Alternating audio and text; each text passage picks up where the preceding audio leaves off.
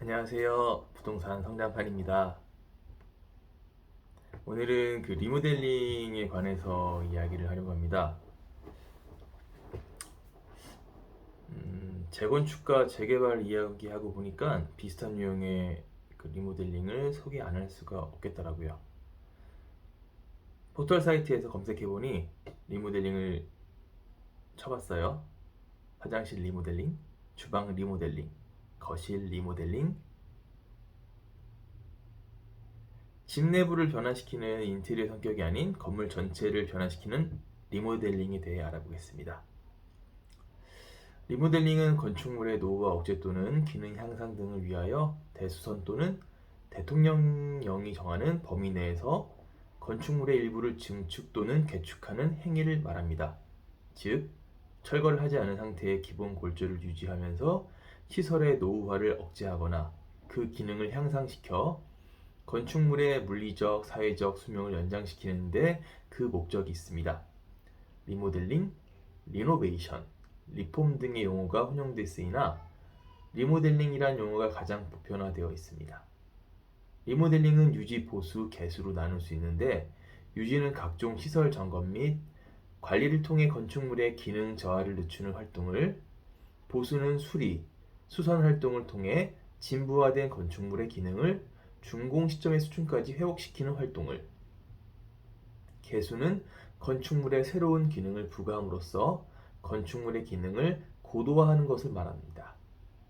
해외 선진국의 경우 리모델링이 전체 건축 시장의 30에서 40%의 비중을 차지하고 있는데 우리나라에서도 2000년대에 들어서면서 기존 건축물의 리모델링이 급증하고 있습니다.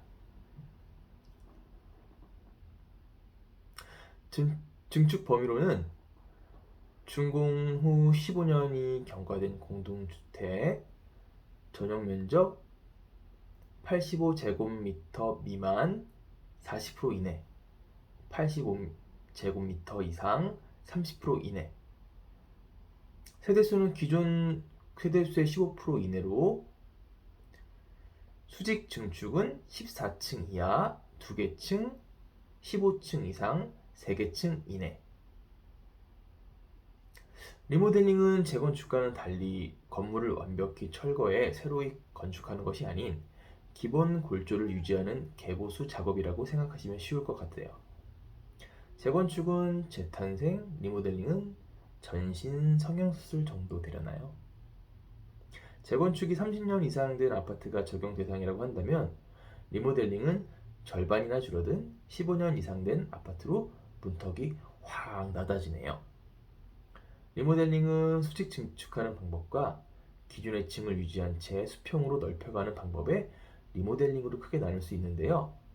수직 증축 방식은 안전 진단을 B등급 이상 받아야 하며 수평 증축 방식은 C등급 이상이어야 합니다.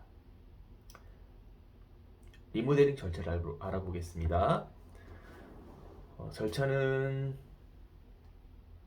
추진, 제안, 리모델링, 주택조합 설립, 안전진단 1차, 건축심의, 행위허가, 사업계획 승인을 말하고요.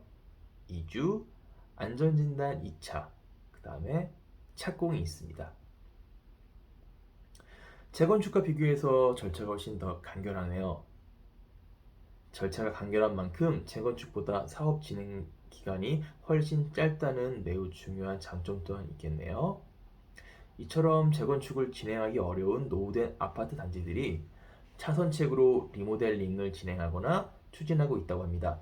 대표적으로 1기 신도시들을 들 수 있겠습니다. 여러 단지들에서 리모델링 추진 소식들이 들려오네요. 30년이 되었거나 30년이 임박한 단지들이 즐비한 이곳이 재건축 사업보다는 우회해서 리모델링 사업을 진행하려는 움직임에 덩달아 집값도 들썩들썩 거린다고 합니다. 성공적인 리모델링 응원하며 새롭게 변신한 1기 신도시들을 주목해 볼 필요가 있을 것 같네요. 1기 신도시의 변신은 무죄. 리모델링 편 마치겠습니다. 그럼 또 만나요. 안녕.